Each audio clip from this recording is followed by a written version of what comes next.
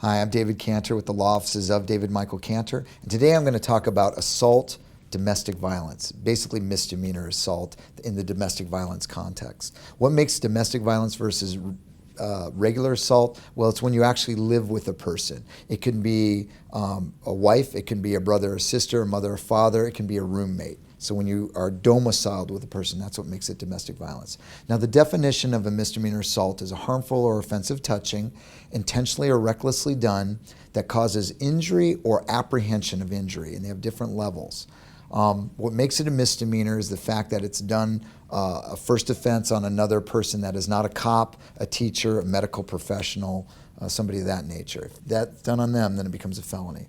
Now, the punishment on a misdemeanor assault is anywhere from probation with 0 days in jail up to 6 months in jail. The real punishment is the fact that you are marred for life with the record that says you are basically a wife beater. That's what everybody thinks of. You're not allowed to carry a gun unless you get your rights restored.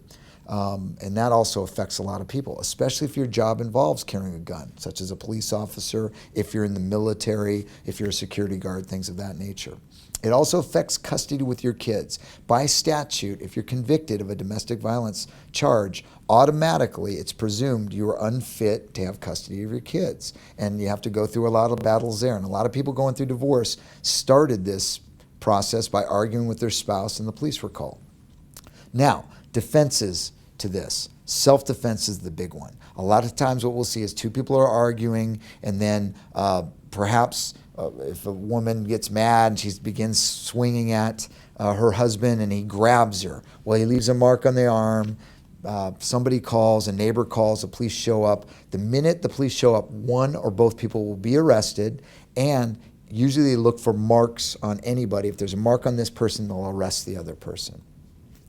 And we have to show that it was actually self-defense or you were restraining somebody as they were coming at you. Now, another defense is that the alleged victim is lying. This happens in custody battles all the time. They make a call after the person's not there. The police show up. They only get one side of the story, and they go, look, I've got a scratch on my arm. He scratched me. He attacked me.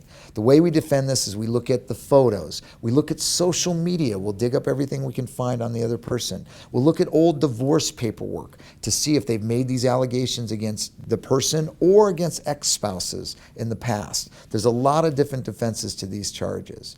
Now, if you go to our victory section, you'll see that we've handled many, hundreds and hundreds of these cases, perhaps thousands. So if this situation applies to you, a friend, or a family member, give us a call or go to our website at dmcantor.com.